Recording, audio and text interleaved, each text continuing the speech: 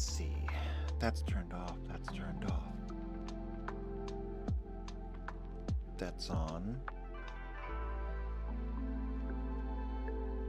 Looks live. Okay, I think we're good to go.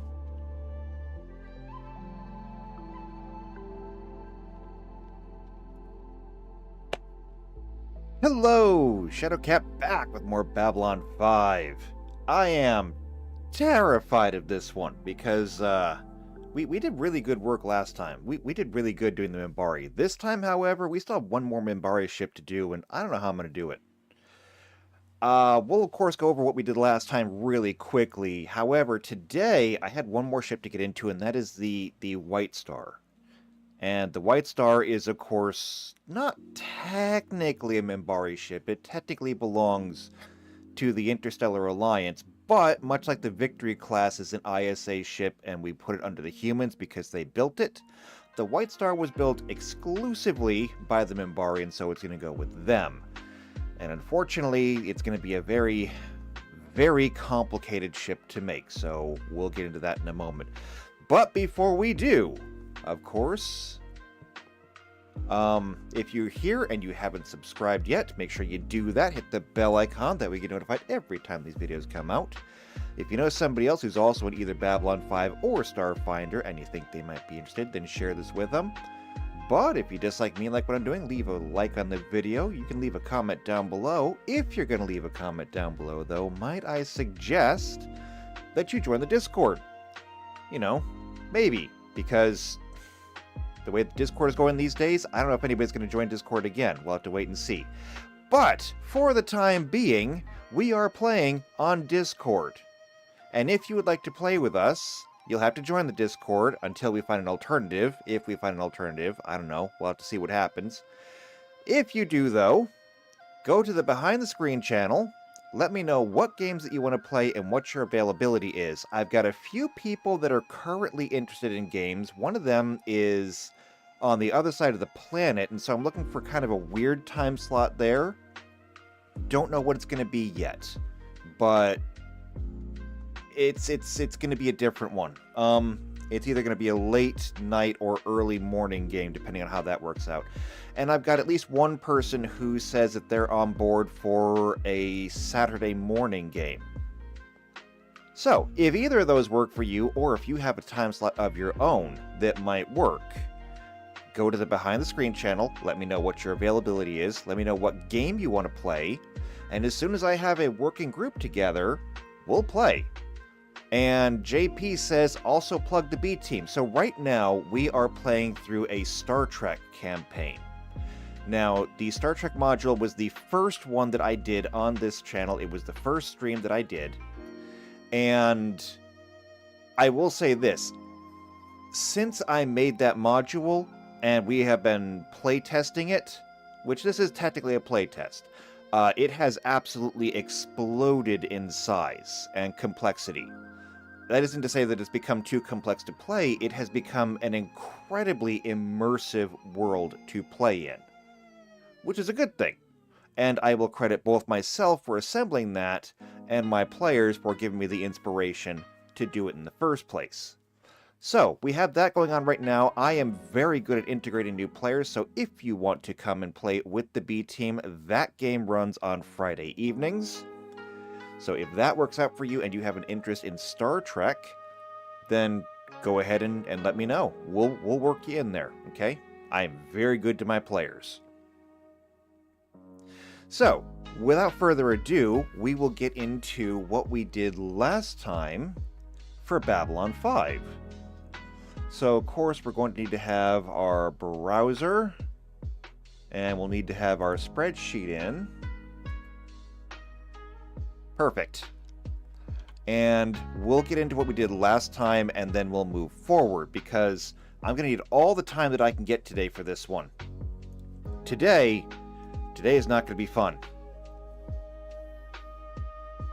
And also, before I get into this, naturally, hello to everyone in the chat. Hello, JP. Good morning. Hello, Blizz. It's good to have both of you here. By the way, both JP and Blizz are players in the B team. So, if you want to join the B team, you will be playing with them. Day good people. Okay? stay good people. Alright, so last time we were here, we got to work on the Minbari. Now, the Minbari don't exactly have a large fleet, and we pretty much did all of it. Okay? So if we were just going to look at, like, the Minbari in isolation, we're done. Because their entire fleet consists of either the Charlene class or the Nile class interceptors that go inside of it. We'll take a very quick look at them because the Nile class is not really all that different than the Star Fury. Technically, according to the lore, they are faster, they punch harder, and they're more resilient than a Star Fury. The one thing the Star Fury has, though, on the Nile class is the fact that it is incredibly maneuverable. In fact, the Star Fury has a massive advantage on the maneuverability of all interceptors in Babylon 5. It's just, they basically have paper-thin armor, and that's it. We went for, like, max stacks on the maneuverability and nothing else. Not to say that the Star Fury is useless. It is absolutely not. Just, that was our design doctrine. So, the Nile, I couldn't necessarily make it so that everything fit. The thruster speed is technically the same as the Star Fury, so they are equal in speed. However, it is worth noting that there are things that you can do in combat. There are crew actions you can take that will boost your speed, should you choose to. So it's not really that big a deal. It has the same perfect maneuverability because the nuances here are present but small. And so the numbers can't really differentiate them. Like, if I was going to explain like how much more maneuverable the Star Fury is or how much faster the Nile class is, we're talking probably about fractions of an integer. And so even if it's like 0.8 over what the Star Fury can do, I don't have a number for that. I don't do decimals. The game doesn't do decimals. So I can't do that. But we were able to represent a lot of other things. So, for starters, it has armor, which already makes it harder target to hurt. Okay?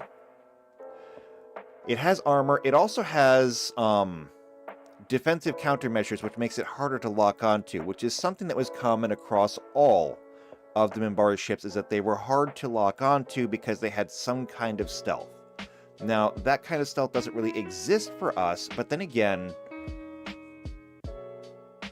the countermeasures do a really good job because they could see a Minbari ship on the scopes. They just couldn't lock weapons on it. Lasers would refract, sonar would bounce off. Nothing worked. So that's the best that we can do for that. It has neutron fusion beams, which do 3d6 damage. They're good. They're good. When we compare it to what's on the Star Fury, this is the Babylon Station. This one. Here we go. Star Fury. They have pulse discharge cannons, which do 2d12 damage. So we're talking minimum of 2, maximum of 24, with an average of about 14. The Nile class 3d6 has a minimum of 3, maximum of 18, which is technically lower, which means it would do less damage. However, it also has an average of about 15. 12, 15, somewhere in there. And so it's going to work out really well. We also gave it a tractor beam because it says so on the datasheet, and I literally never seen them use one, but sure, it's got one. Other than that, it's not exactly anything special, except for it does have the countermeasures, which is good. So we'll get right into the Charlene class. Now, the Charlene class, we didn't really know what to do with because it's kind of a do-everything ship. So I had to figure out exactly what does it do, and then from there, tack on whatever else we need. So we went with the battleship, because the battleship gives it really great coverage. It gave us the exact number of expansion bays we needed for 2 hangars, because it carries 15 Nile-class fighters, and each one holds 8. So that gives us what we need. Otherwise, the speed is in line with all of our other ships. However, it does also sport the same armor as the Nile class, which is good, representing a consistency in design, and roughly the same defensive countermeasures. Now, I did balance these. The last time I did this, I had split up the build points and done the best I could with each one, and it really lopsided the target lock. So I shunted some of the points from the countermeasures into armor and rebalanced it. So now we've got a 14 AC before pilot and a 15 target lock. And I see that Alden is in. And I also see that my my text chat is not updating unless I actually tab to that window. Hello, Alden. Good to see you here. Glad to have you. By the way, Alden, I was just mentioning at the beginning of the stream that I am putting together groups to play, and that you are on the other side of the planet from me, and you are also looking for people to play with in your time zone. So if you would be so kind as to put into the chat what time zone that is, it will give me, and more importantly, everybody else, an idea of what time you're looking for people to play with, because I want to get a group going with you in it as soon as I can. So drop that in the chat if you would be so kind. Now, getting back to the Charlene class, we went to figure exactly what kind of weapons it has, and the thing is that it has just an absolute ton of weapons on it, so we had to kind of break them down into categories and then do the best we can. For starters, it has a capital level orbital cannon, which is great. They mentioned this thing being able to attack cities from orbit, and we can do that. We can absolutely do that. So that's covered. We also have these gravitic cannons. Now, the gravitic cannons, I believe, are going to be the great big green beams. And so we've got 2 of those forward. We've got another 2 to either side. It says that it has missiles. Never seen the Minbari use a missile, but it says it's got them, so I added them. They're antimatter missiles, you know, since it's an antimatter cannon.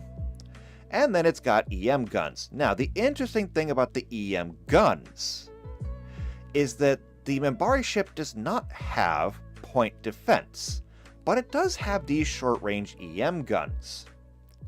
I believe that these are the point defense. However, not point defense against missiles. Point defense against enemy fighters. It's a great big battleship. It's anticipating being attacked. It's ready to soak up those attacks. However, rather than intercept missiles, which are probably not coming anyway, to be honest, because, again, I've never seen them use them, we're protecting against the little fighters that are coming in. Anything that comes within the death range gets EMP'd. Very simple. And so we've got that, which means that we are now ready to move on to the last Minbari ship, which again is not really a Minbari ship, but we're gonna treat it as such anyway. For species, I'll go ahead and just say Interstellar Alliance, because that's technically true. The name is going to be the White Star. Now, the thing about the White Star is, before we do anything else, we'll go ahead and take a look at what we've got on the White Star. So we'll come over here to the Interstellar Alliance page and White Star. Oh, that's bad. That's empty. Why is it empty? This was like one of the most prominent ships in the last 3 seasons of the show. Why is it empty? Okay, White Stars are one of the newest class of Minbari attack ship whose duties and operations are delegated to the Rangers and the new Interstellar Alliance. This vessel, designed in cooperation between the Vorlon Empire and Minbari Federation, just prior to the Shadow War, incorporates the very best Minbari technology and some of the rare and powerful technologies of the Vorlons. And that's it. Okay. Maybe we could find something else. Earth Alliance, Psychor, Interstellar Alliance. Please give me something else.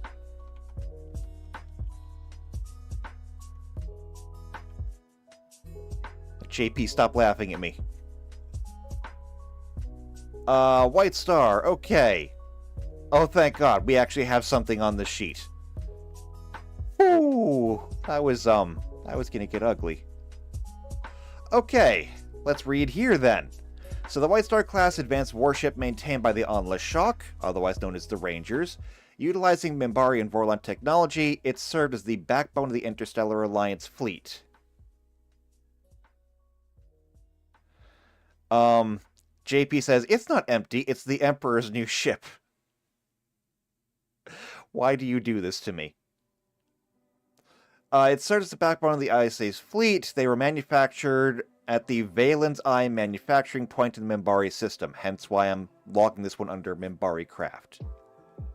The history, I don't really care that much about the history. Not too much. All that really needs to be said is that this was a secret project done by the Minbari, and it's going to be one of the most difficult ships that I've made, because here's the thing. Here's the thing about this ship. When the Minbari came, or the White Star came out, nobody was told about it, obviously. And it was brought on as this secret weapon against the Shadows and pretty much everyone else. It is a fusion of Minbari and Vorlon technology, which means that this thing has capabilities over other ships, and this is very important, of its size. Okay?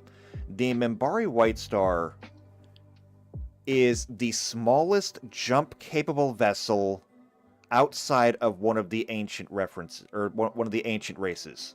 So the Vorlons can do it, the Shadows can do it, nobody else could until now. And the White Star, when it came out, was able to punch far, far above its weight. And what do I mean by far above its weight? I mean that the White Star was able to take on capital-level ships, despite being 1/10 the size of them. Now, the White Star is not exactly a small ship to begin with. It does say on the datasheet that it has 50 people on board. It has an internal barracks, we know because we've seen it in the show. It has all the crew amenities that you need for a ship. It's bare bones, don't get me wrong, but this thing is a frigate, okay? It's a frigate, all right? It's like the smallest boat that is capable of being blue water. Actually, no, is frigate the smallest one? Hold on, let me go check my notes here because I wrote this down. Overview, scrolling. No, corvette is the smallest one. So the Minbari White Star is basically a corvette.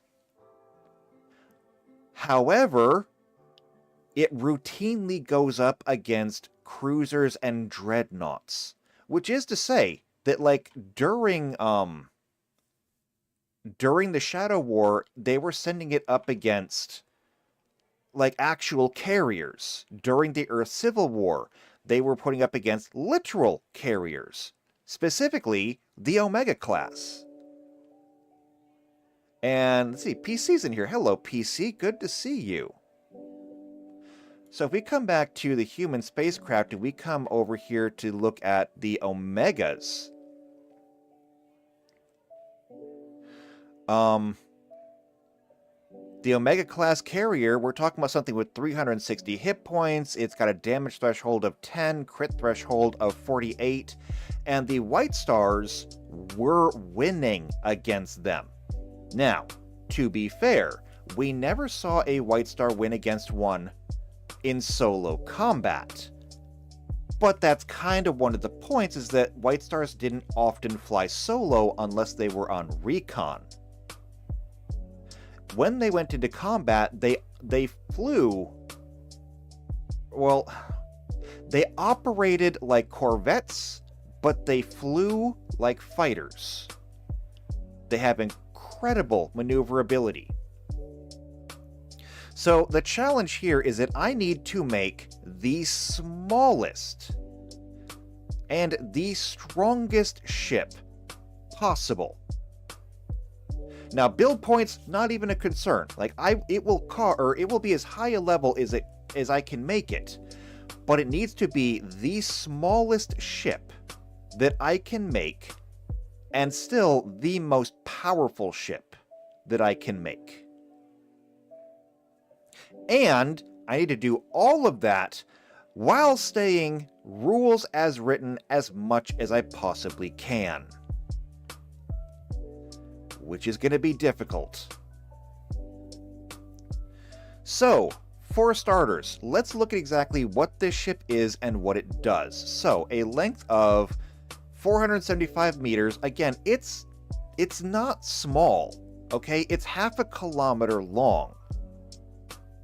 It's just that when you put this thing in comparison with all of the other ships, which are in excess of a kilometer or 2 kilometers long, that it looks really, really small. And you know, we can actually use that because if it is a half a kilometer long, that does actually give us something to go on, because if we come back here, and I had this one saved, but Earth Alliance capital ships, Omega. Where's the Omega? There it is. Yeah, the Omega is roughly 2 kilometers long, so you're talking about not 1/10, 1/4 the size of an Omega. We can use that almost as a baseline.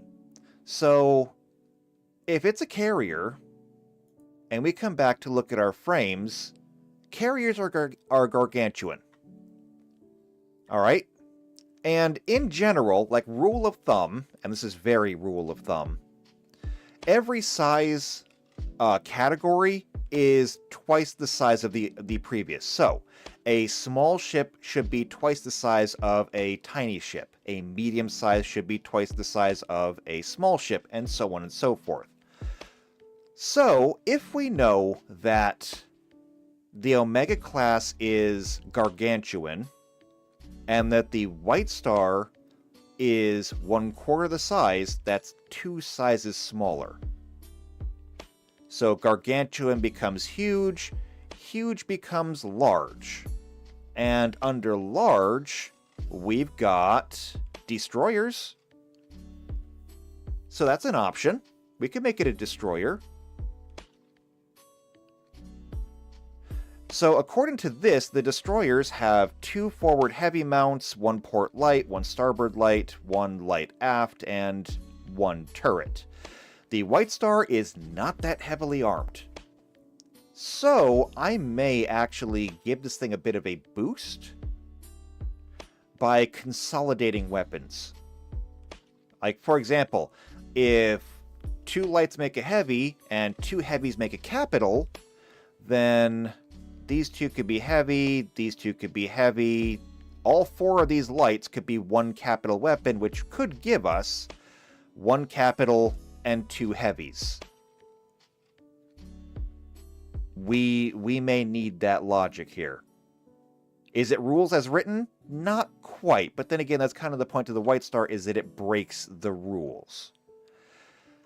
So we're gonna work on that. And why? Well, because if we come back here to look at what the White Star is and what it does,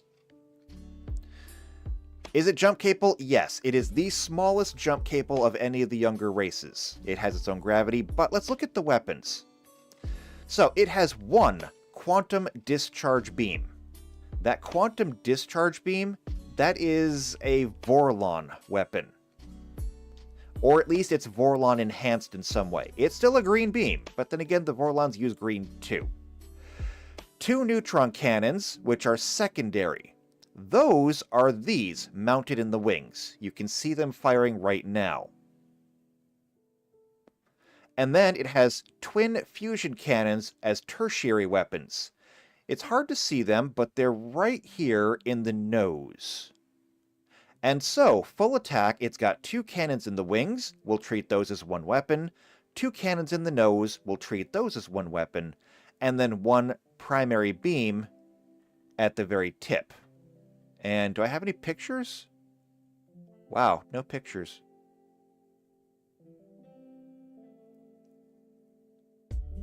That's kind of disappointing. I guess I should have pulled up pictures. Doesn't matter, I suppose. Point is, it has a great big green laser. We'll make sure to do that. And per the rules, can I fit them all on here, or do I need to make one of them like a turret? So let's see. According to this, heavy weapons can only be mounted on larger starships. Yes, yes, yes. Let's see. Small and tiny warships can only have 2 weapon mounts per arc. Medium and large can only have 3 weapon mounts per arc and per turret. That's awesome. That means that if this is going to be a large ship, we can put 3 weapons forward and we can still be in compliance with all the rules. Excellent. So I think that we've got our ship there. We're going to go with large and destroyer, which, you know, makes sense. Destroyers are the largest ship that I would call, like, outwardly offensive. Oh, and I have to point out, switching back to the chat for a second, JP corrected me and says that boats are pleasure craft. Warships are ships. Tell that to submarines. Okay? Besides, it's my module and I can call them boats if I want to. Anyway, getting back to this. Battleships, it's going to be a battle or a destroyer, so let's go ahead and get this information put in while we can. So for starters, a destroyer frame is going to cost us 30 points. And that's fine. The maneuverability of a destroyer is average, which is great. It has no bonus to it, but that at the same time, you know, good pilots would be able to do amazing things with it. That gives it a turn rate of 2. And we'll get into the rest of this. Armor class is 10 and 10. Again, this is before a pilot, because a pilot gets to add their ranks to it. Better pilots mean harder to hit. Damage threshold, it does not have one, but we will give it armor. And so that will help. Technically speaking, every Minbari ship does have a damage reduction, but again, we can't really model that rules as written, so armor is the best we can do. When it comes to things like Vorlon ships are able to negate like 90% of all incoming energy damage. We may have to make special systems for those.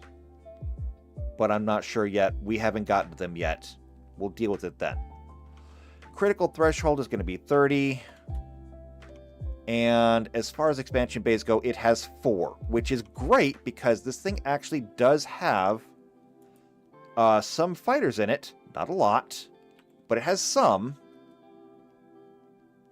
And so we will need to have a hangar. And so I may as well just go put that on there right now. It has a hangar. And the hangar is... looks like I deleted that already. I'll look it up later. Alright, I believe that takes care of everything from this so far. And interesting, minimum crew of 6, maximum crew of 20. According to the data sheet, the crew complement on the White Star is 50. And so we're not that far off, to be honest. It's one of the last things that I really look for on these frames, because I think that the crew can be heavily abstracted. But it's close, and I'll take close. I'll absolutely take close. Okay, so, again, this is where that I might end up bending the rules a little bit, because it says capital weapons can only be mounted on huge or larger starships. I'm giving this thing a capital weapon. just because it kind of needs it.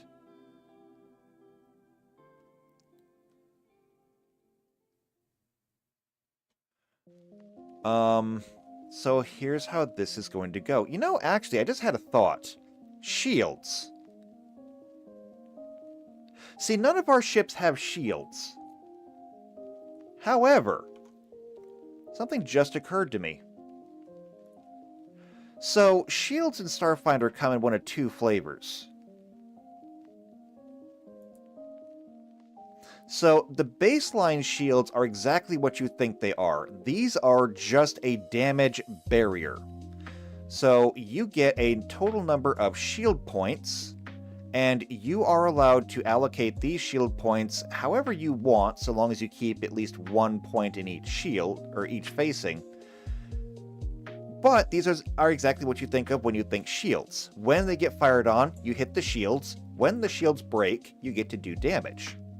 However, if we go down, we have deflector shields, and deflector shields are literally just a damage reduction. Basically, if you have this on your ship, it will increase your AC, your target lock, and it will simply cut down any incoming damage. I think I'm going to go back and redo the Minbari ships so far, but we may need to keep this in mind going forward when we do the Vorlon ships. Alright, so, anyway. Except I'm not going to do that for the Minbari ships, because I'm not going to go back and alter the others. I think they're good the way they are. Jump engine. Yes, it has a jump engine. Now, we'll go down here real quick. Computer. I'm just going to say basic, because there's, again, nothing saying that they have exceptional computing. Sensors, however, it is a Minbari ship. Therefore, I am going to give it the same sensors that the Charlene class had. Just because, why wouldn't it? The basic computer doesn't cost anything. The ultra long range sensors, I believe those cost 20. They do. While I'm down here, may as well grab the expansion bay. Hangar is going to cost us 30 PCU and 10. There we go. And now, let's go ahead and get into the weapons. So I'm just going to copy this over here and then delete those. So, let's go through primary, secondary, and tertiary weapons. Obviously, the primary weapon is going to be the great big green laser. So, let's find something appropriate to that. Capital weapons, here we go. Now, my immediate thought is that the capital weapon should probably be the capital persistent beam. If for no other reason, then that is how it is used. It is a beam that is held on target until it burns through it. It's not usually used in short bursts. That's what it has other weapons for. So the persistent particle beam cannon is a natural choice there. Also, while there are other weapons that have the line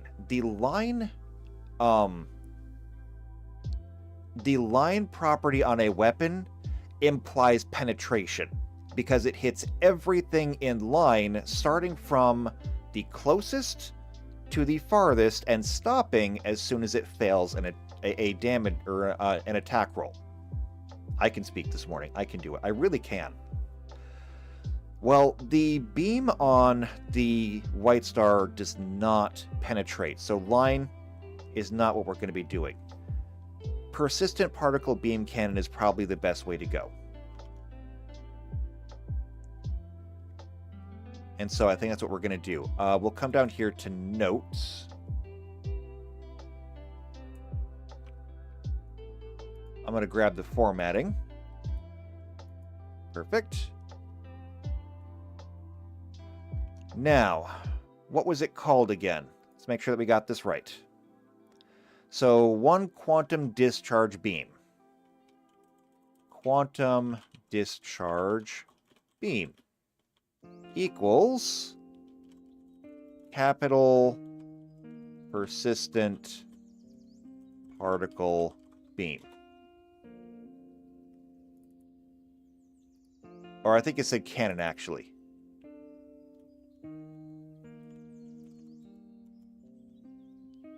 But I can double check that. Persistent particle beam cannon. Oh, okay, yeah. The answer was both were right.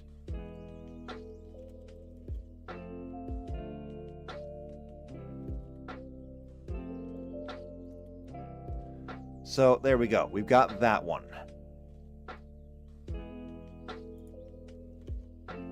And let's just go ahead and get the information in here then.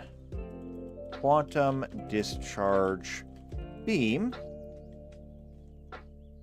So the stats on it, it's long, 2d10 times 10, which is good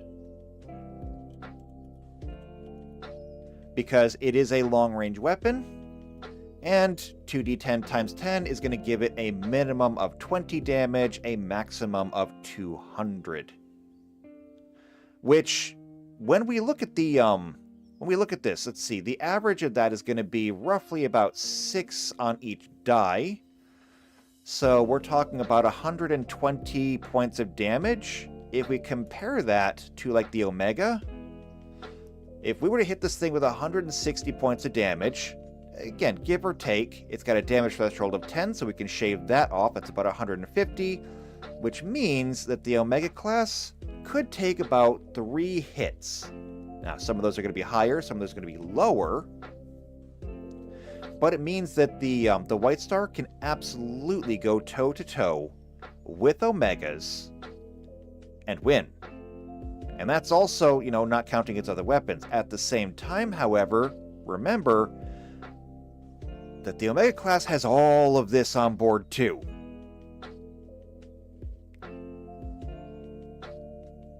So, it's a more even match than it looks. And there is nothing special about this beam, and so we'll leave that as is. Now, the next couple are going to be just cannons. So it's got 2 neutron cannons and 2 twin fusion cannons. The thing is that they are markedly different in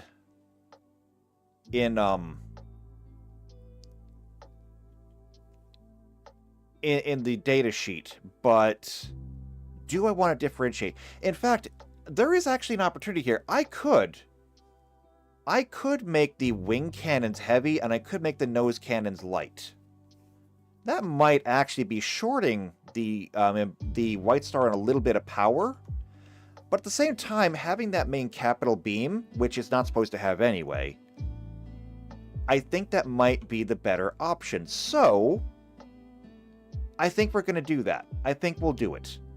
I think we're going to make one of them heavy, one of them light. So, secondary guns, the neutron cannons.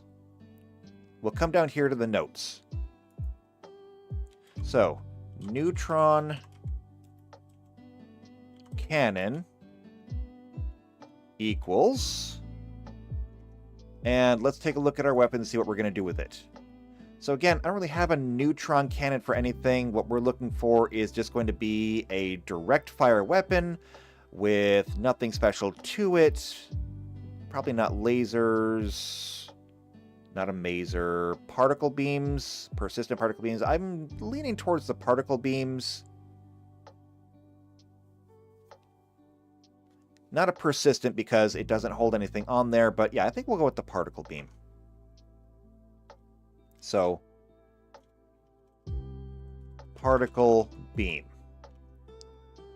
I think that should be fine. So, 8d6 on the side cannons compared to the 2d10 times 10 on the main gun, I think works.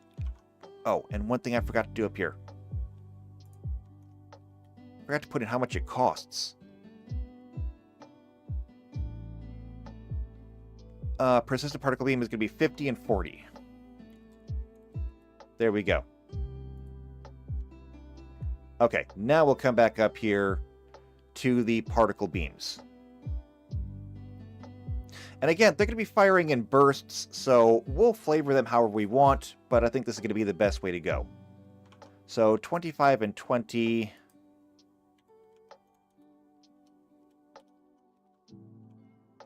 And these are going to be neutron cannons.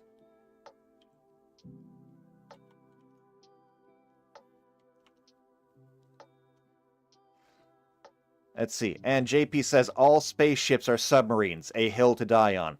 You're not wrong about that. I mean, they are fully enclosed. They have their own life support systems. You're not wrong.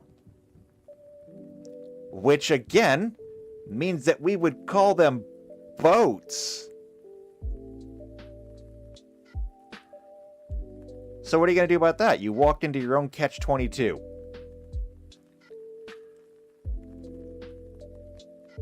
Bet you didn't see that coming.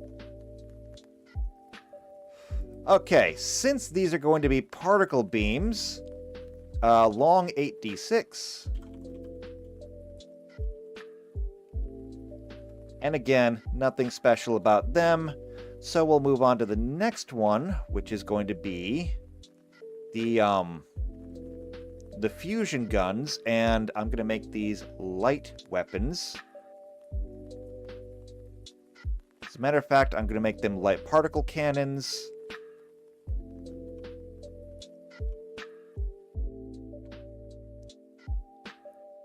So we'll come down here and put this in the notes,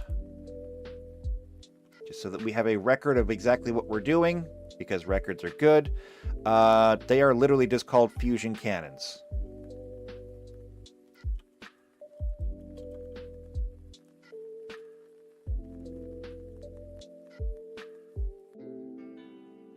Light particle beam.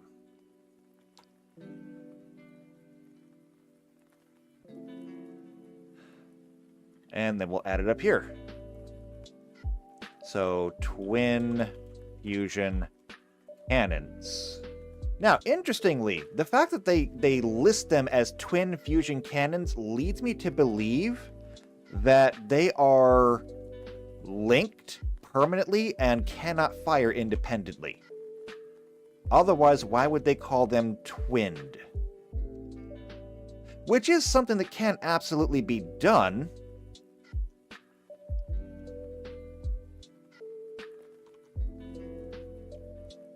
Let's see. So, light particle cannon, only medium range. That's fine, though. Medium range, 3d6.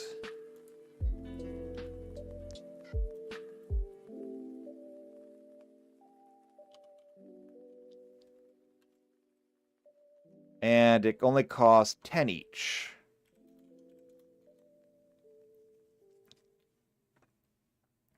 Okay. So, we've got a capital weapon, we've got a heavy weapon, we've got a light weapon on here, which I think gives it a really good spread. It's got great long-distance fire, it has a little bit more medium coverage that it doesn't need, and that's pretty much it for the weapons, both canonically and everything I'm putting on this page. This thing is just, it is nothing but forward power projection. It has no defenses anywhere else on it unless it drops some fighters. One of the things that I didn't put on here is the thrusters. And so we're going to go with L10 thrusters. We're going to go with L10 thrusters. Why? Because they're the fastest that I can get without having a bonus on it, and that will make it faster than most of the other ships. When we go back and we look at the humans, The large ship that they had was the Olympus. I gave it L8. My reasoning there is that the humans build for cheap, they build for reliable, they build for mass production. Do you have better engines? Yes. Are you installing the best engines in everything? Not usually. You usually save those for your special cases. So, the White Star being a little bit faster, just 2 hexes, I believe that's going to make a difference, but it doesn't give a bonus. So it's not exactly making their piloting any better. Alright, so, with that done, how much does an L-ton cost us? 120 and 10.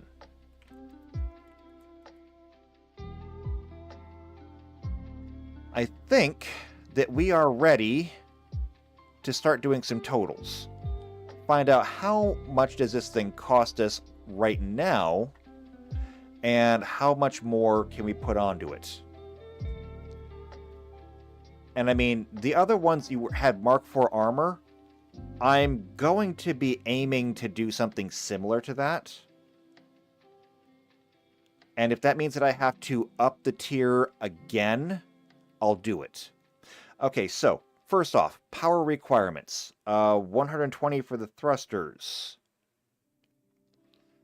50, 75, 85 for the weapons. Nothing for the computer. Nothing for the sensors, obviously. And then for the hangar, 30. So that's 235.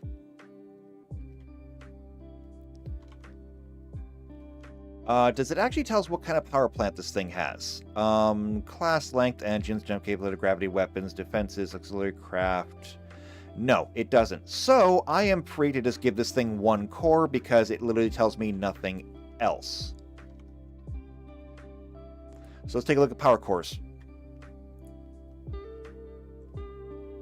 So for the power cores, I'm looking for something in a 250 range. I hate that they put the super colossals right here in the middle of the chart. It really messes everything up. 250 looks like it's gonna be a pulse orange. We can do that.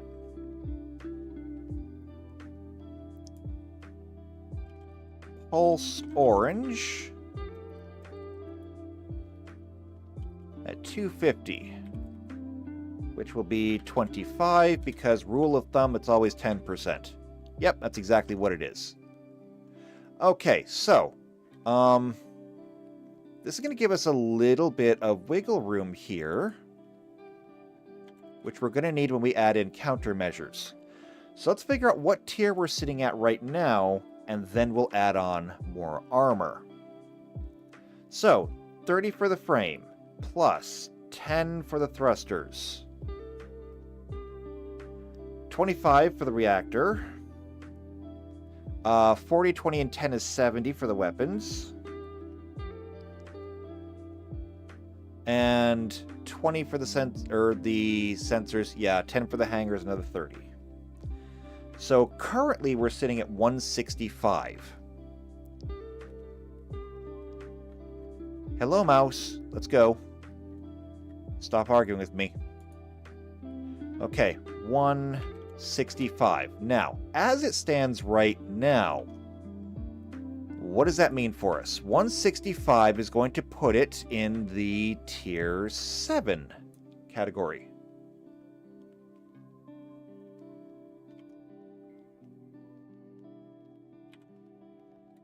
And Tier 7 caps out at 180, meaning that we only have 15 points to play with. I don't think that I can do too much with only 15 points. So what if we push this thing up to a Tier 8? At a Tier 8, at 205, that gives us 40 points to play with. I think we'll do that. I'm going to push up to a Tier 8. That gives us 40 points. Now, what can we do with 40 points? I'm going to keep this page. So, it is a large It's a large ship. It's a destroyer. That means that the multiplier for armor is going to be tiny, small, medium, large, 4. We got 40 to play with, so I think we're looking somewhere in like the 30 range. So 30 divided by 4, it doesn't really work out that well. 28 divided by 4, though, does. That's 7. And at 7, that gives us Mark 5 armor. However, Mark 5 armor is the first time we're going to see it punish our target lock because the ship is slowing down. So what if we just capped it here at the Mark 4? Mark 4 would be a 5 times 4 for a large ship. That'd be 20. Because I can't see the Minbari doing anything that's going to make their ship perform worse. So Mark 4 armor at 20. Now, if we had 40 points to go, then that leaves us 40 points to play with. That leaves us at 20 left. So what can we do with 20 points? The answer is a lot, actually. And we can get Mark 8 defenses for 18. However, it's going to cost us 9 PCU. Can we afford it? Well, we had 235 and our core has 250. Yes, we can. So we'll do that. So this is gonna make it lopsided again, but I think it's gonna be okay. So Mark 8, gonna be 9 and 18. Are they all just double? They actually are. Mark 1 is 1 PCU and 2 build points. Mark 2 is 1 and 3. Okay, no, it's not exact.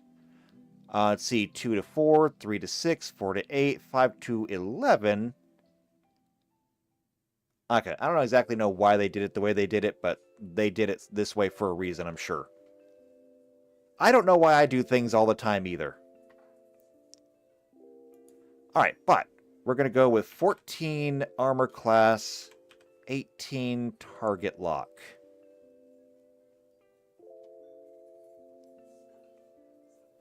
And that is good. That's very good. I like that. Now, let's just go ahead and update things. Build points are going to go up by 38. So that'd be 95, 203. And this is going to go up by 9, so that'll be 44. And I think that does it. As far as the crew goes, crew of 50. And that should be it. I will put a note down here.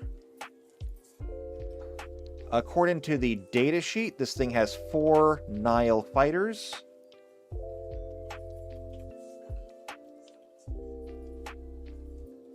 So we'll just put that note down there. And I think it's done. I think it's done. So let's look at what we did. It does get an HP bonus.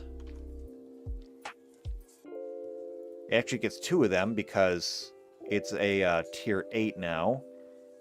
So for the destroyer, that is 150. And the increment's 20, so 190.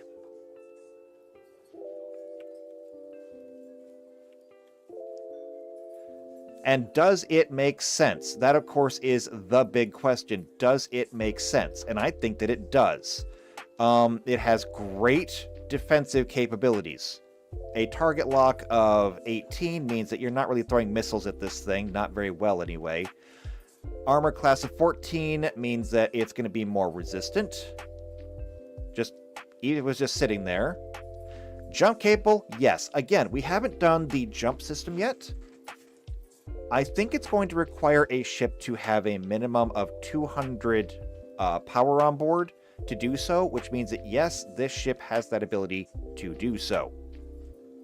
Whereas any of your tiny ships will not.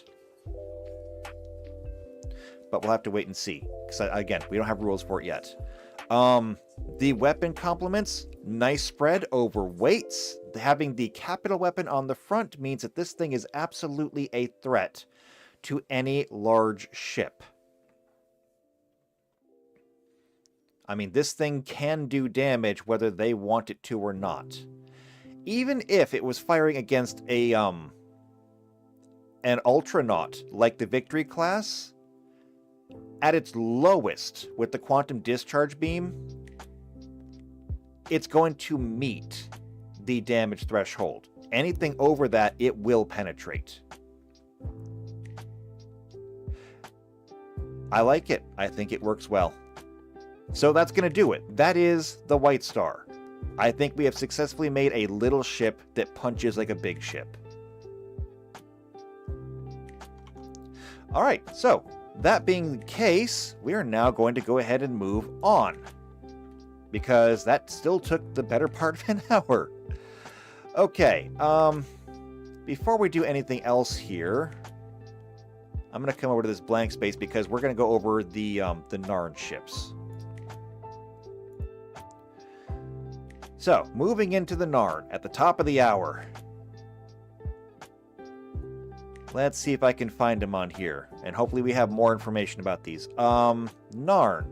They list an old cruiser, a heavy cruiser, and the Jiquan class heavy cruiser. Okay, and under fighters, they just have the Frazi class fighter. If we come over here to the tech manual, and we look at this, they've got two sections here. They've got the Narn fighter craft, the Frazi class heavy fighter, and then a commercial transport. I don't care about the transport. So, one thing that we can agree on is Frazi class heavy fighter. And we'll determine whether it's a fighter or not later on. So, capital ships, they've got several listed here. The space station, not worried about the space station. There's a Thenor-class light cruiser.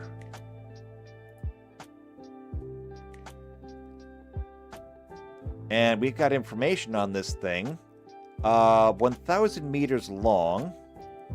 3.8 million metric tons. Let's see if we can order these by some kind of, like, size category. So, Thenor class.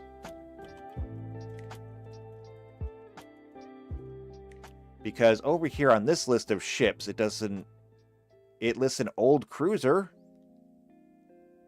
And that old cruiser, I think, looks like the Thenor class we were just looking at.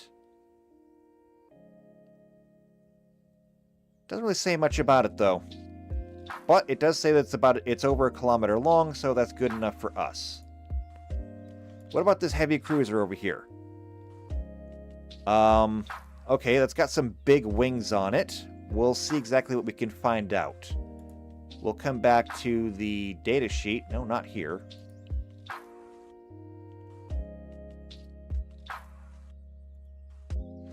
Okay, what about the Thaloth? Hey, look at that. It's the next one that we needed. Okay, this one is pretty much the same size. Okay, so...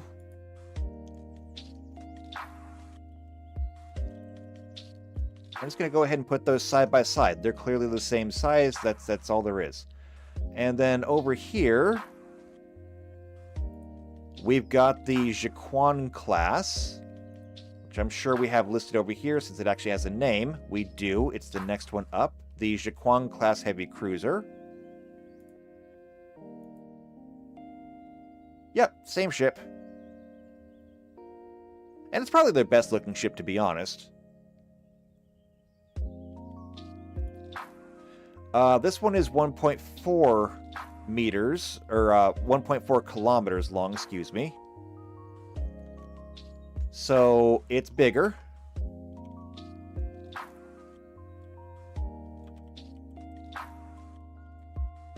So we'll go ahead and put that one further down. And then the last one, is the Bintak Dreadnought at 1.9 kilometers.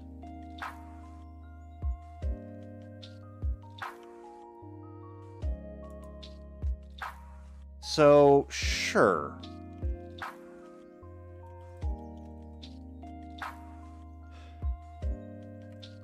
I can do better than that. There we go. Alright, so they call this one a dreadnought. They call the other ones cruisers. We'll have to actually work out exactly what these things do. First things first, though. We'll go ahead and start with the fighter craft. You know, like we always do. And see what it's going to look like. So, species. Narn. Name. Frozzy. So let's take a look at it. 15.8 meters long, 22 metric tons. Powered by 2 fusion batteries. Duration is only 2 hours. It only has 1 pilot, so that's going to make it another interceptor. It has 2 52mm pulse cannons and 4 missiles. Great! That should be really easy. It says single pilot attack ship. They're armed with 2 unidirectional pulse discharge cannons. At present, the Frozzy is the predominant fighter of the Narn regime. Alright, cool. What does the other page say? Let's use everything we've got.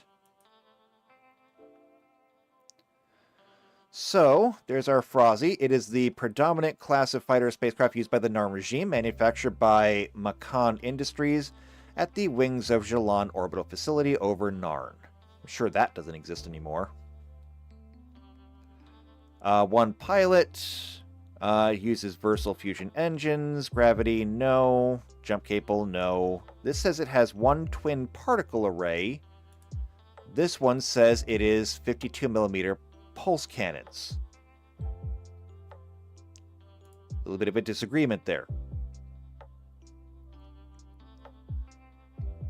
But that's fine. I mean, I know that they like to use red lasers.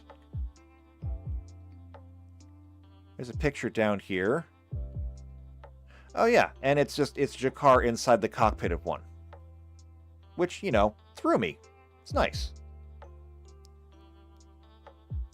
Alright, well, let's start building then.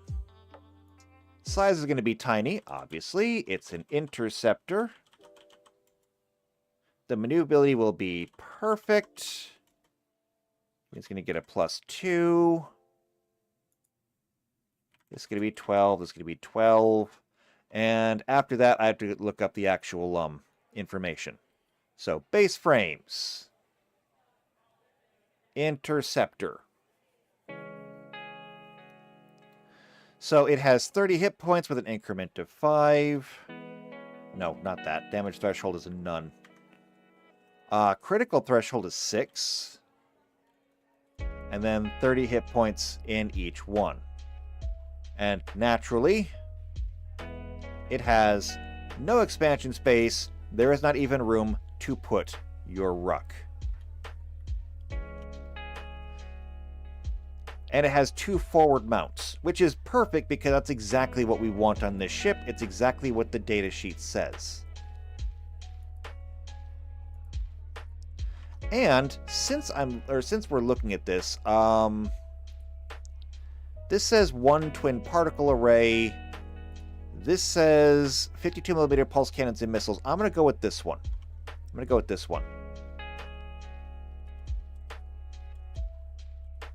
So, pulse cannon. And missiles. Now, the missiles, since it just says generic missiles, I may not use a substitution for that one. I may just use what's in the Starfinder. Because why not? I think it'll be fine. I know I didn't do that with the Charlene class. I may do it for this one, though. Okay, 2 fusion batteries, whatever. Doesn't really matter. At this point, there's not that much else that we can do except just build the thing. because we don't have a whole lot else to go on. If we look down here at characteristics, Frozzy-class fighters are capable of operating both in an atmosphere and in space, which is nice. The cockpits of these fighters are pressurized so the pilot does not have to wear a pressure suit, as with Earth Alliance fighters. Actually, I thought that Star Furies had pressurized cockpits too. It's just that you wear a suit just in case, because like the entire front of your ship is window.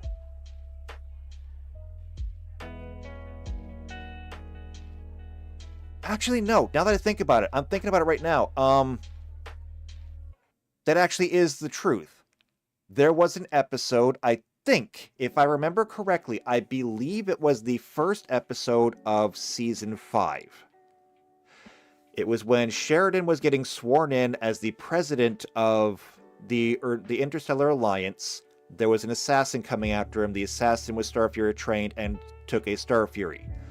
Garibaldi took another Star Fury out, and this is part of why we know they have grapplers.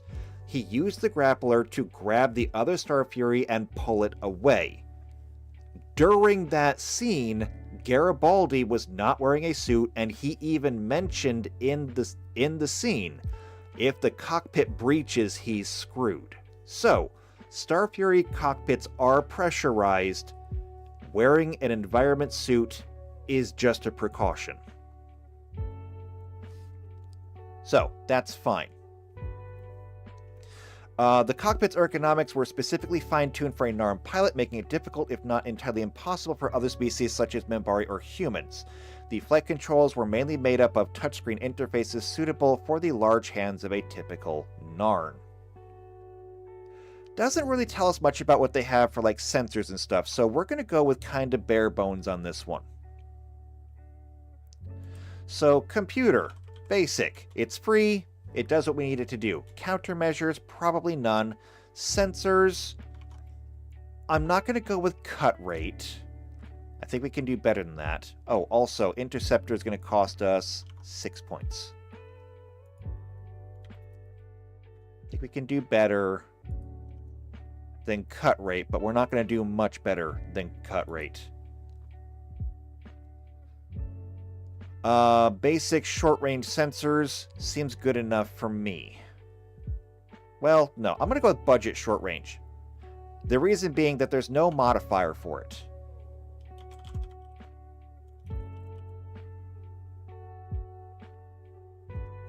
And I'm going to go with budget long, actually. Budget long. So that's going to cost us 6 build points as well. Okay, in that case, jump engine, no, it does not have one. And of course, it doesn't have any kinds of shields or ablative armor. I know because I have seen them blow up. They do blow up in like one shot. Although that might just be for drama. You never know. Babylon 5 likes nothing more than to be dramatic. It's basically a soap opera in space. It's fantastic. Go watch it! Turn rate 0. Thrusters. I believe it's going to get T10s. Yeah, we're going to give it T10s.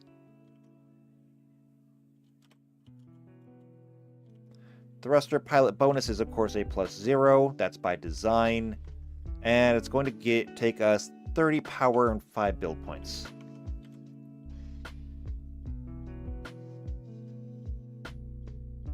Okay. Now, actually, it is classified as a heavy fighter, so we might give it a little bit of armor. Depends on what we have room for. So, in order to tell how much room we have, let's go ahead and start looking at the weapons. So, 52mm pulse cannons. What are we going to make these? So it's got to be a light weapon. It's got to be an energy weapon. And my initial thought is probably going to be a light particle cannon, because it's kind of what we've used for everything else so far, and it's good. We might go with the plasma cannon, except that's short range. Might go with the light particle cannon just because it's medium range.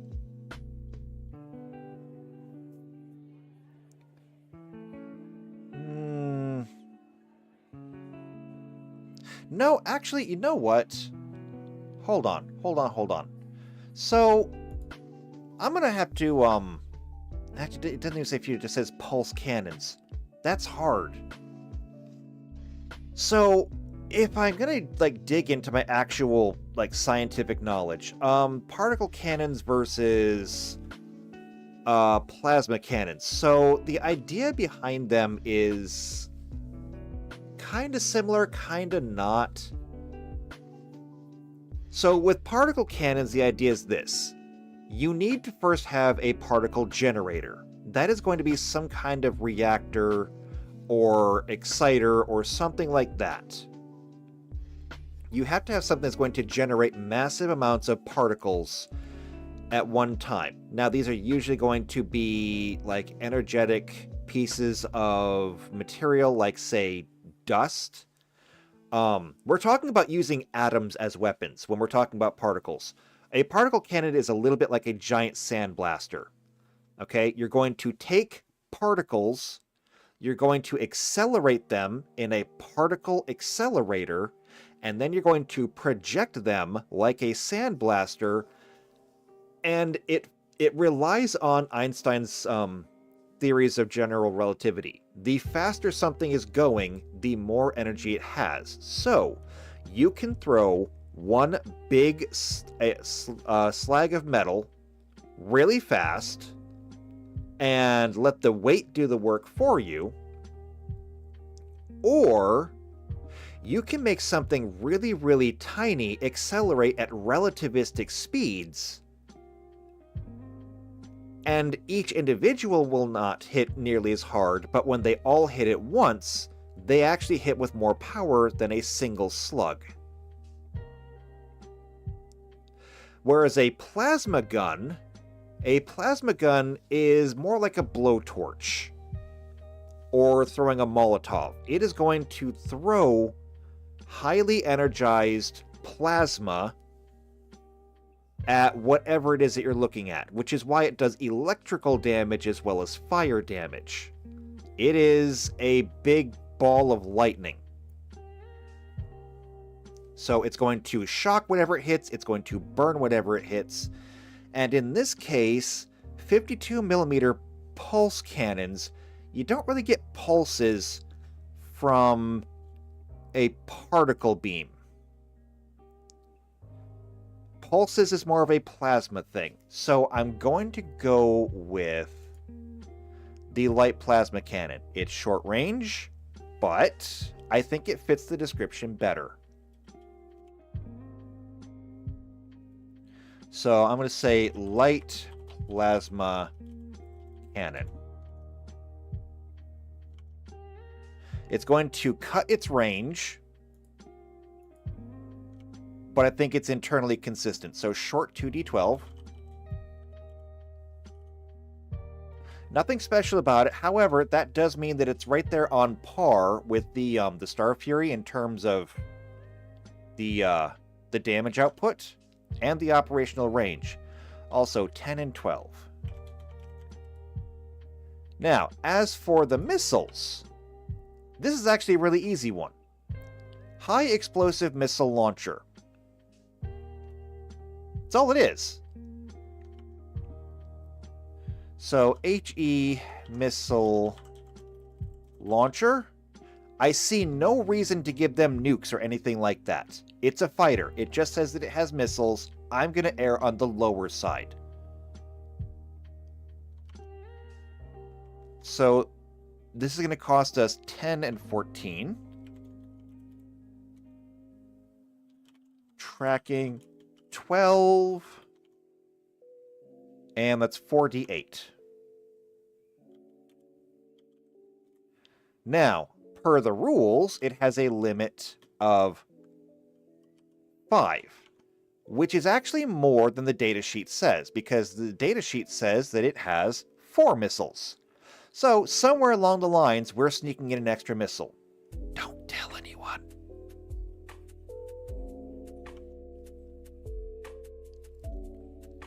But there we go. That takes care of the weapons.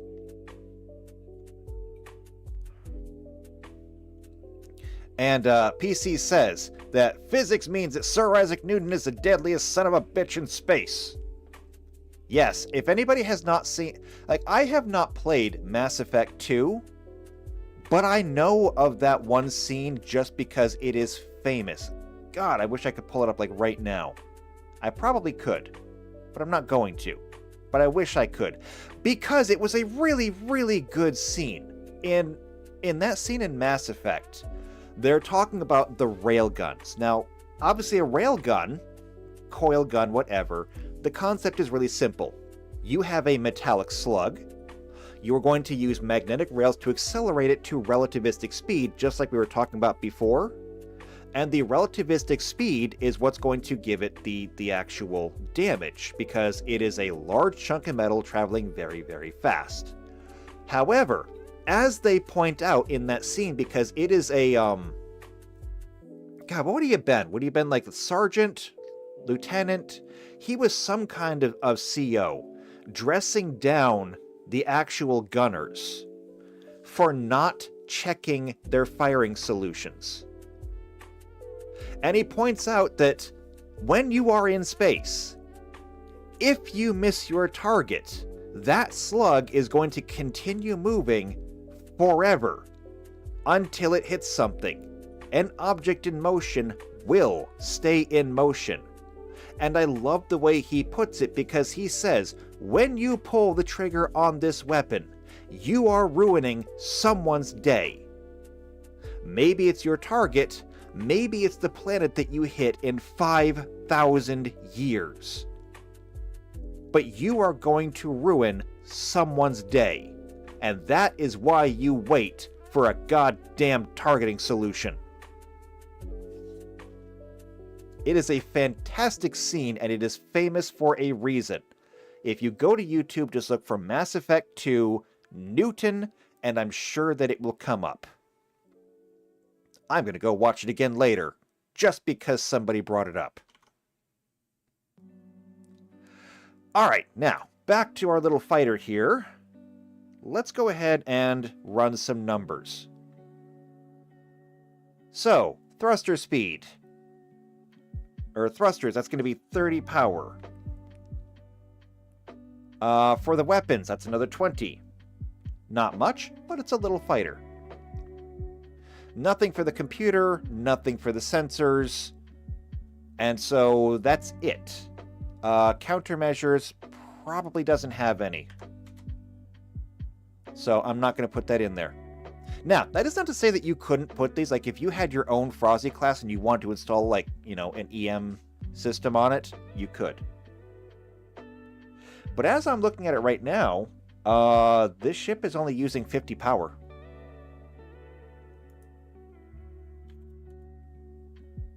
That's it, 50. It's kind of wild. So for 50... I believe that is the smallest core there is. Yeah, the Micron Light is 50 on the dot.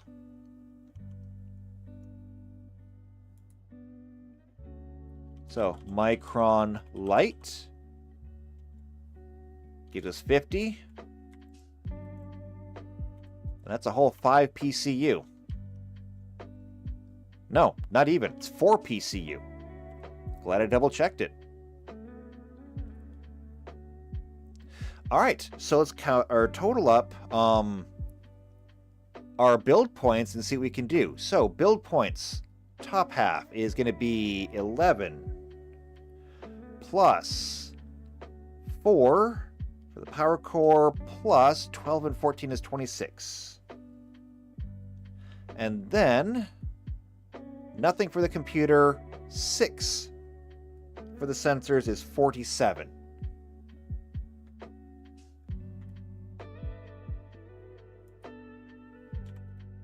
47 currently. And that's going to put it squarely in a tier 1 with points to spare. So let's give it some armor. We can fit the Mark IV armor on here.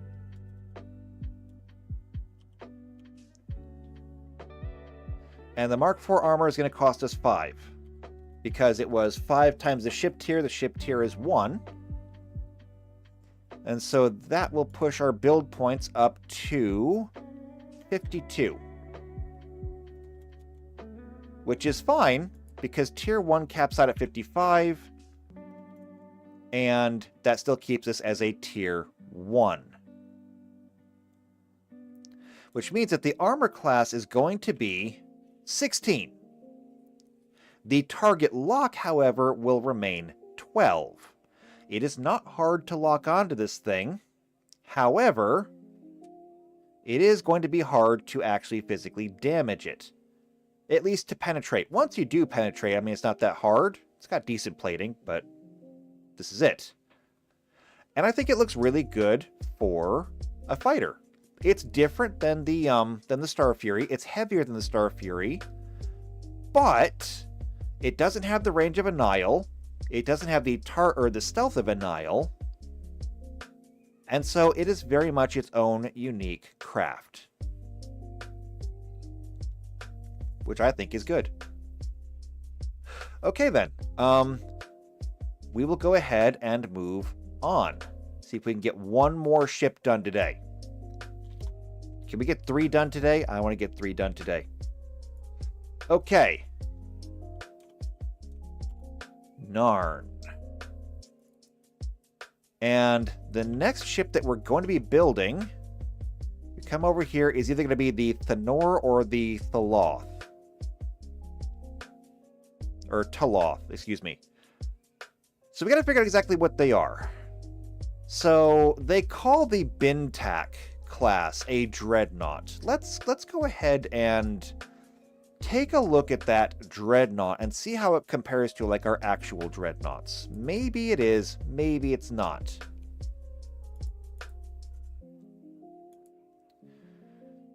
So the Bintak dreadnought, 1.9 meters long. Let's compare that to something else. The Omega class destroyer is our carrier, and it's 1.7 meters long. I think the only one that we have that actually became a dreadnought... Well, no, actually.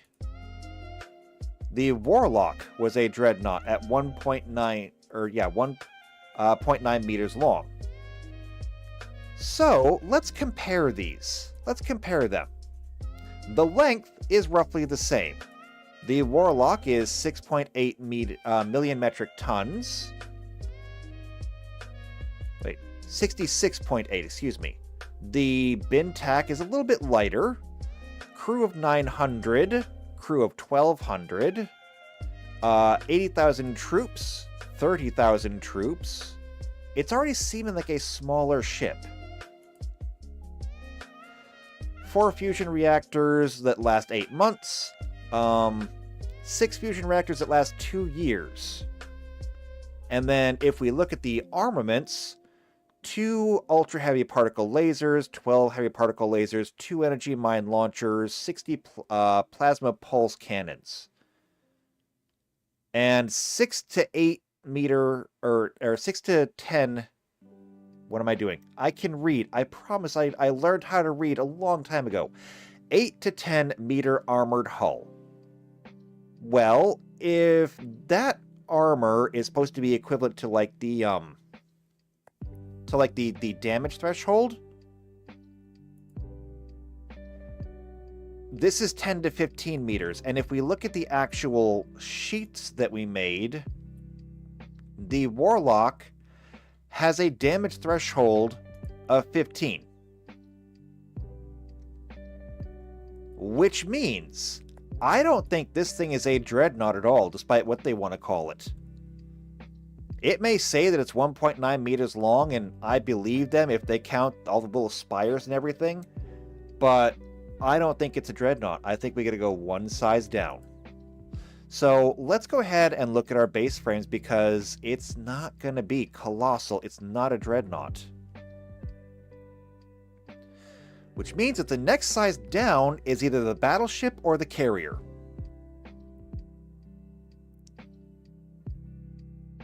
And I'm fine with that. We can go with either one of these. If we look at the actual armament, it's got 2 ultra heavy particle lasers, 12 heavy particle lasers. So if ultra heavy would be capital, it's got 2 capital weapons, 12 heavy weapons, 2 mine launchers, and 60 plasma pulse cannons, which are probably going to be some form of either light weapon or point defense. That's obviously way too many weapons for me to put on here, but if I were to reduce everything, that could be 1 capital, 6 heavies, 1 mine launcher, and then just plasma pulse cannons wherever I want to stick them. That's much more reasonable. Does that fit these frames? And the answer is, yeah, actually it does. Both the carrier and the battleship get capital weapons. What does it have for fighters? It does not have any fighters. It says no fighters. This thing is just a battleship. So I think we're going to treat it as such. I think we will treat it as such. So, Bintak, I'm going to call you a battleship. Now, the Jiquan class. Let's go through and classify all these before we start building. It's going to save us time. Okay, this thing has... Wait, did I miss it somewhere? Oh, crap. No, never mind. Hold on. I did miss it. I thought it was down here. No, fighters up here. 48. Never mind. It has 48 fighters. Ah. Scratch it. Carrier. Done. Okay, so 48 fighters. If every hangar has 8, that means that I would need to have 6 hangars. This thing's going to get a lot of things bolted onto it. Okay. Now, going back to the Jiquan. So, this one has 12 Frozzy fighter craft on it. 2 particle lasers, which I believe we just established those are going to be heavy. If this is going to be the next size down, and I think it is going to be the next size down, if this is gargantuan, then this is going to be huge. What do we have for huge ships? We have cruisers, bulk freighters. That's it. So, cruiser? I think cruiser is good. Which, by the way, just kind of happens to match up. It says a Jiquan class heavy cruiser. And that'll bring us to the Taloth and the Thanor. So, it's an assault cruiser. It does carry some fighters. However, when it says assault cruiser, if we went down to large, that to me says destroyer. And the Thanor just says it's a cruiser, does carry a few fighter craft. I'm going to go ahead and just call this a destroyer as well. So these are both going to be destroyers.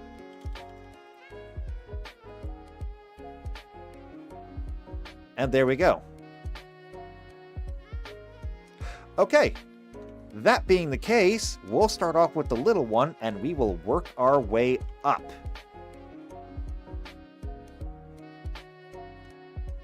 So, name.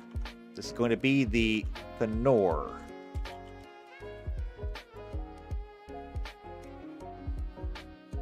Oh, also the Frozzy class is a crew of 1. What is the crew of the Thanor class? 89. Oddly specific number.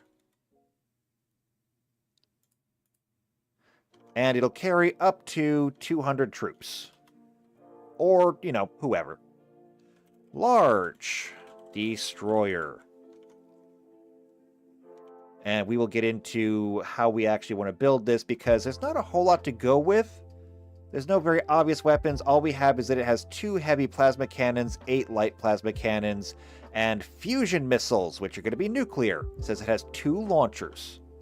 So we'll go ahead and build ourselves a destroyer, and we'll do it per the book, and we will just make everything fit. So average plus 0, the turn rate's going to be 2, not 200. That means it never turns. So base frames, large destroyer. All right, 150 to start off with. But let's go ahead and start with this. So 10 and 10. Damage threshold, it doesn't have one. Critical threshold, though, is 30. And then 150, 150. And a destroyer has 4 expansion bays, which is going to be perfect for the hangar.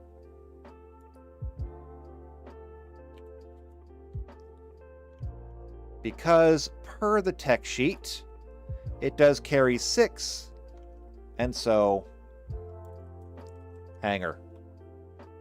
And I just happen to remember that it is 30 PCU and 10 build points. So, there we go.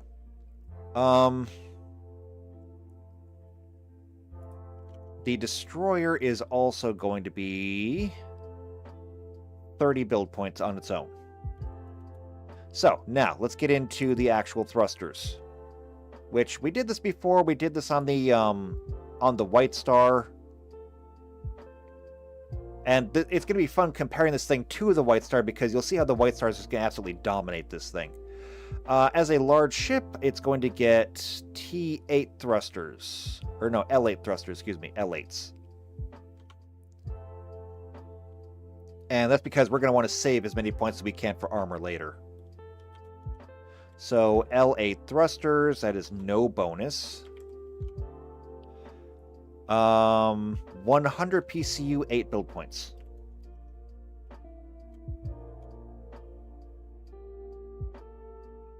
By the way, I'm just curious, how is everyone else enjoying this in the chat? Like, this is nothing but spreadsheet porn at this point.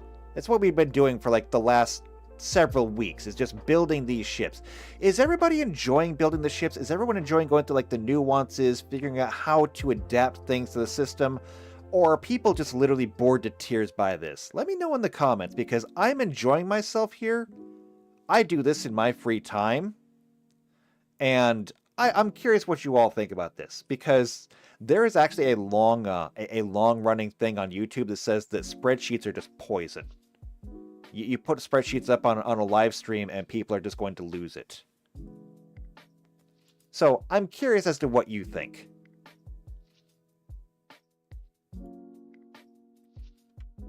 I'm just going to copy all of this over here, because they're not going to get the shields. Shields don't exist. Ablative armor is a choice. Jump capable, though. This thing does have a jump engine, I'm almost certain.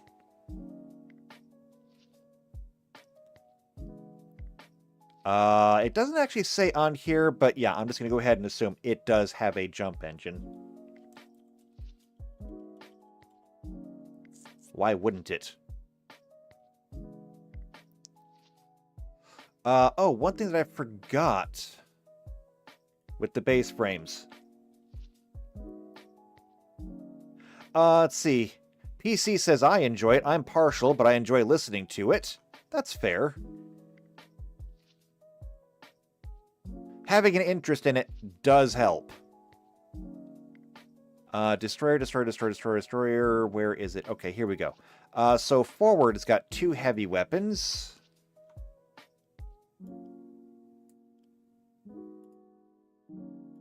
And these are going to be heavy,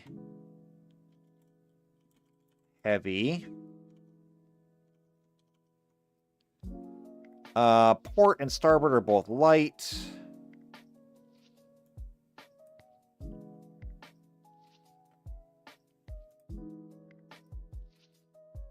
So, light weapon.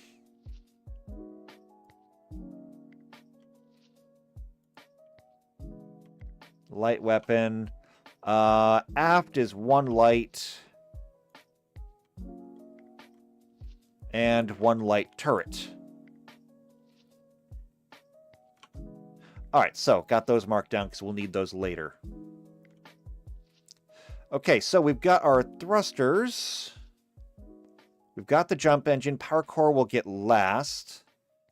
Computer is going to be basic. No reason to think there's anything better. Countermeasures, likely none. Sensors, we'll go with the budget longs again. And those were 6 points. So after that, yeah, we can totally get into the weapons. Heavy weapons. So the primary armaments on this thing is going to be the heavy plasma cannon. Okay, 2 heavy plasma cannons, actually. And so I think we'll go ahead and do that. As for the rest, 2 heavy plasma cannons and 8 light pulse cannons. As well as fusion missiles, 2 launchers. We only have 1, 2, 3, 4, 5, 6 slots to go around. If the heavy weapons are plasma cannons, that means that we have 6 left for the pulse cannons and fusion missiles. I am inclined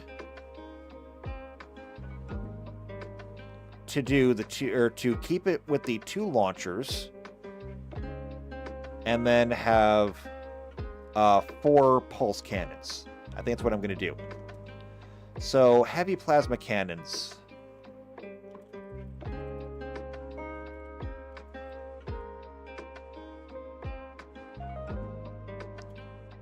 This should be easy because that should be literally what it's called.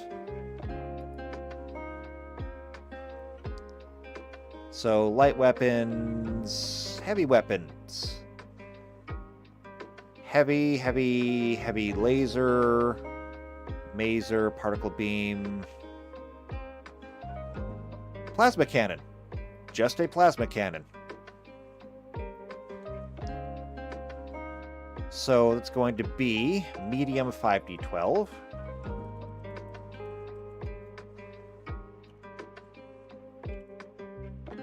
And nothing special about it.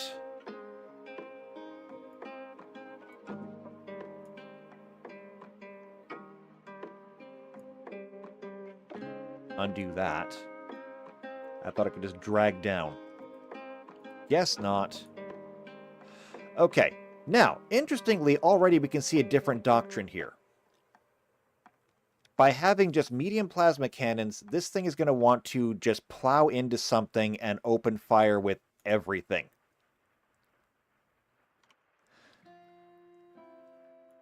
At the same time, it says it has fusion missiles. Now, these are going to be light, and I'm going to go ahead and put these on the sides. So for the light weapons, we're going to go with the Tactical Nuclear Missile Launcher. I know I just made somebody in the chat very happy. Somebody in there is just going, yay! Okay. I'm just going to go ahead and say fusion missile launcher. That's going to be tracking 10. And see, there it is. Blizz is just like, nukes! It's actually going to take a minute for the YouTube studio to catch up, apparently. But I told you somebody's going to be happy about that. I know my players. It's going to do 5d8 damage. Limit of 5.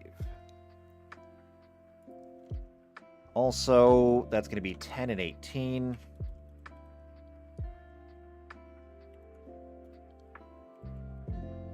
And how much was the heavy plasma?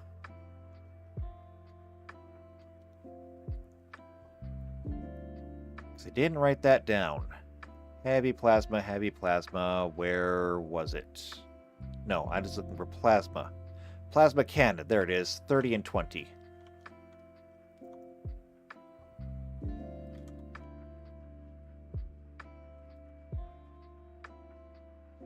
Perfect. And then we will just copy this.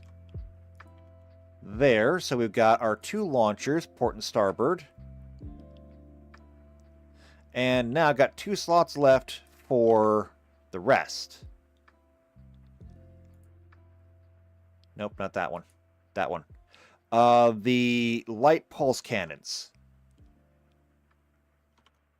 So again, pulse cannons are going to be the same as basically what we got on here, the 52mm pulse cannons. We made those light plasma cannons. So that's exactly what we're going to do here.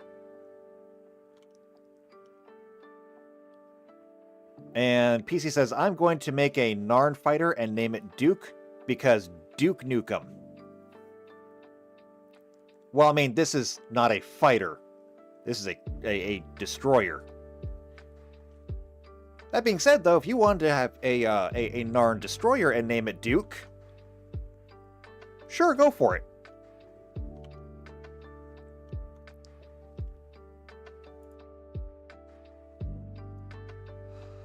Okay, and light plasma cannon, short range 2d12. I need to get the name right. They call these just light pulse cannons.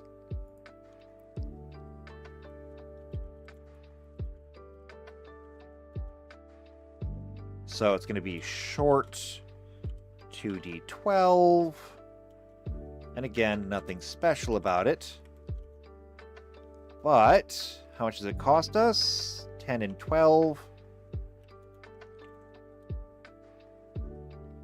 We've got one of those pointed aft, and another one on a turret providing full coverage, which is good. So there we go. That is a rules as written destroyer.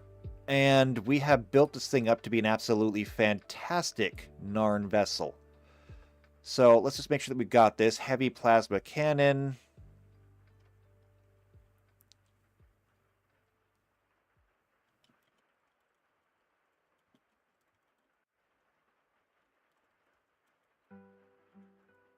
Is going to equal a pretty much just heavy plasma cannon. I mean, really. It just says plasma cannon. Equals plasma cannon. The fusion missile launcher.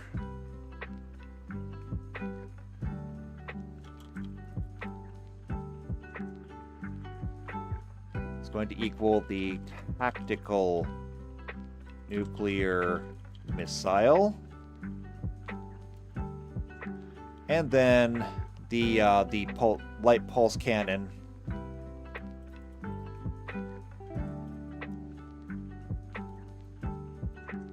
will equal the light plasma cannon. Perfect. And also, this thing carries, how many? 6 Frozzies.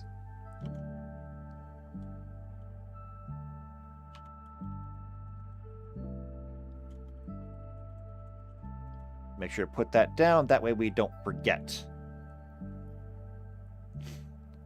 Alright, everything looks good. Let's figure out exactly how much this thing is going to cost us, and then we'll see if we can make it heavier. Because that's the thing about Narn, is that all of their stuff is heavy. So, 100 PCU for the thrusters. 30, 30, 10, 10, 10, 10 is going to be 100 more for the weapons.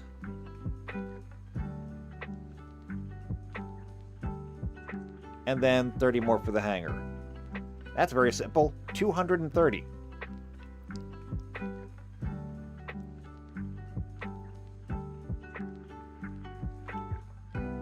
And for 230, I believe it's going to be a pulse orange again. So, pulse orange at 250. Yep, that was it. I've done this a couple of times.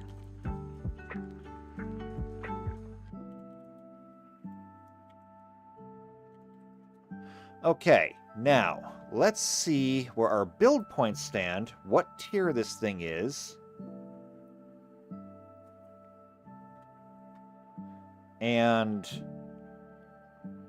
how much armor we can add to this thing without going over.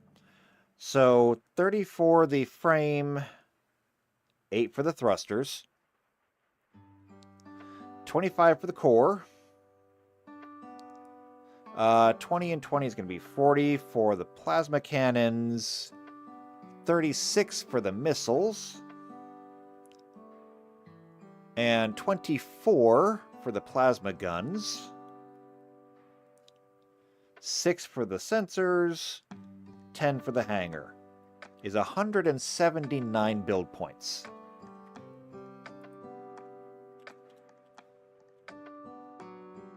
And 179 build points is going to put it in the Tier 7 range, just like the White Star.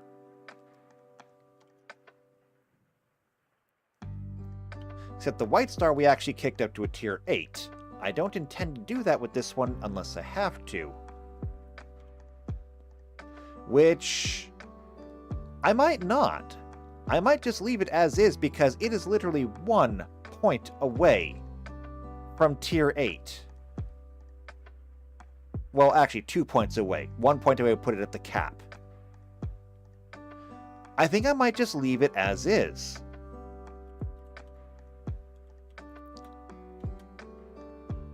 And that's true, we're not putting any additional armor on it.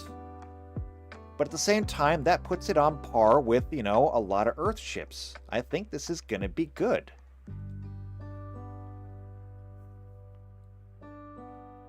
Because the Narn and the humans are pretty much on par with each other. The Narn might be in space longer, but because of the multiple invasions of their homeworld and the devastation that's been wrought because of it, their technological progress has fallen behind the other races. Which means, yeah, I think this is a perfectly serviceable cruiser for them. Well, destroyer, but you get the idea. It's something that will hold its own. Very dangerous from the front, but not to be underestimated from literally any other side. If it dumps all of its nukes at once, that's 10 nuclear missiles. That's 50 D8 damage if they all hit. Not to be underestimated. But okay, I think we're good there. I don't have enough time to build another ship, so what if I did this?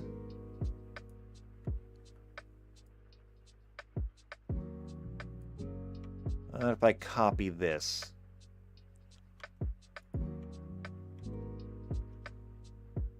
Oh, good, I didn't lose these. Perfectly spaced.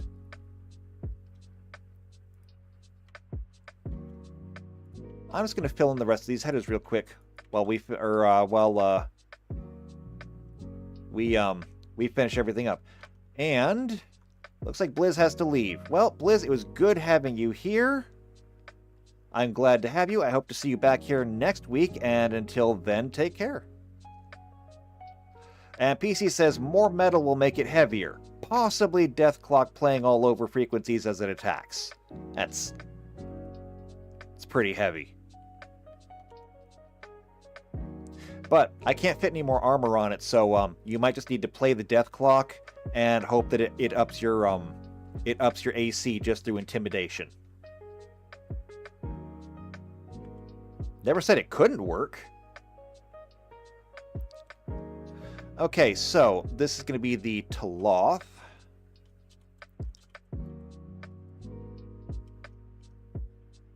The next one will be the Jaquan.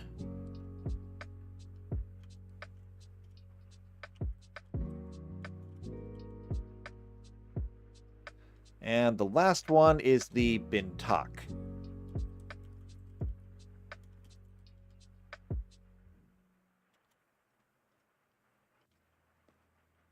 And as we've already established, this is going to be a huge ship.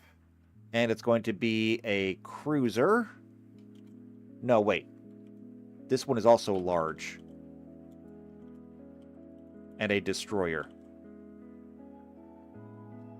The Jaquan is going to be huge and a cruiser.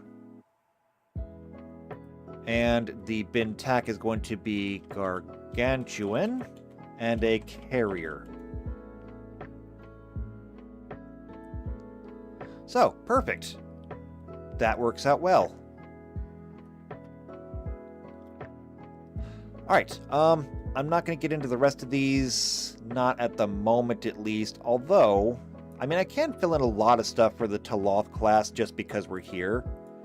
Like, it's going to have a lot of the same stuff, just a different weapon placement.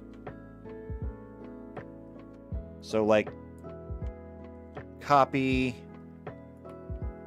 and paste, copy and paste.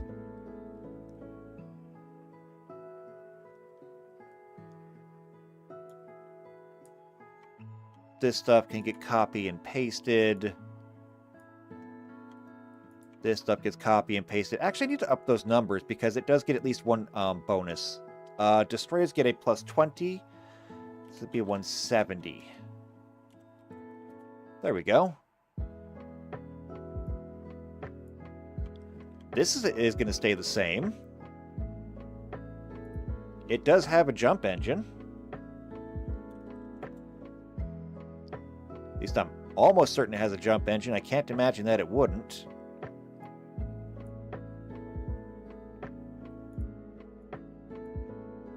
So this stays the same. And it's still going to have a hangar.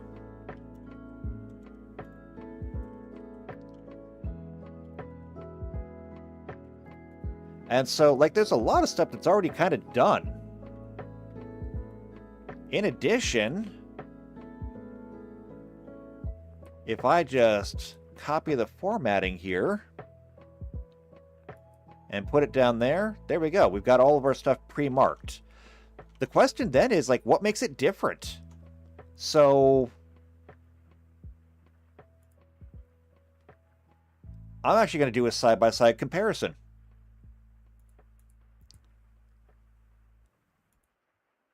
So, the Taloth Assault Cruiser. What makes them different? So they're about the same size. They're about the same weight, I think. No, actually, the Thanor is a lot lighter.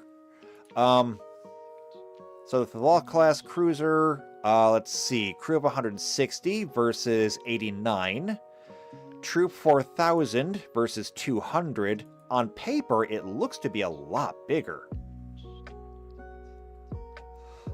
It carries 8 Frozzy fighter craft compared to 6, so that's roughly the same. It's only going to be carrying 1 hangar. 2 fusion reactors, 1 fusion reactor, but I mean, who's counting? Operational duration 8 months versus 3 months. Weapons. So, again, the Thanor class had 2 heavy plasma cannons, 8 pulse cannons, and 2 missile launchers. So if we're going to total everything up, that's 12 weapons. 12 weapon points.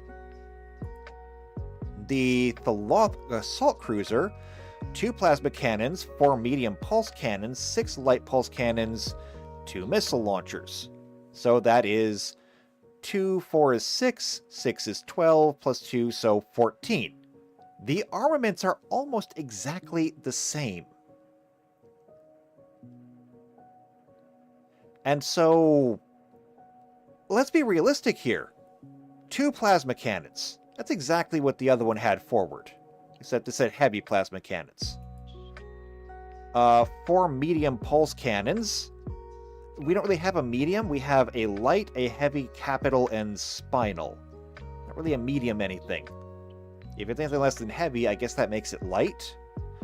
Then there's light pulse cannons. We already got those. Those are literally identical. 2 fusion missile launchers. There's not much I can really do with this thing that makes it different. I mean, to the point where I almost think it's redundant. Is it redundant? I think it is. I think that we can use the one sheet for both of them. Because side by side, there's like almost no difference in operational doctrine. They're both going to do the same job. They're both going to do it the same way. The only difference is that this thing apparently, and I mean, tell me if you see this, like, this thing right here just looks like this ship over here turned sideways. I think that's really all it is. It's basically just two of those ships bolted together.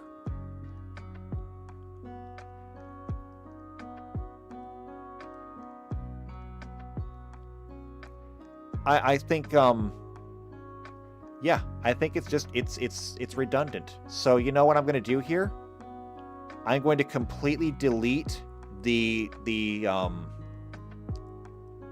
Taloth class. I'm going to delete it. And I'm just going to duplicate this.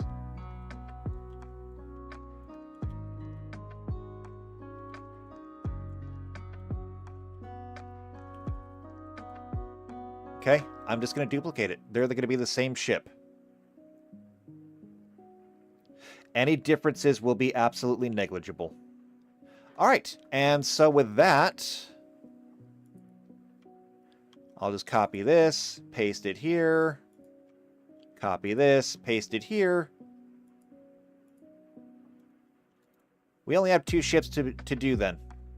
We'll do the Jaquan class next time, we'll do the Bintak class next time. Both of them should be really fun to do. I look forward to seeing how they turn out, but for the time being, we're out of time, and so I'm going to go ahead and say goodbye here. We did good, though. I like the Frozzies. I like the Nor and the Taloth.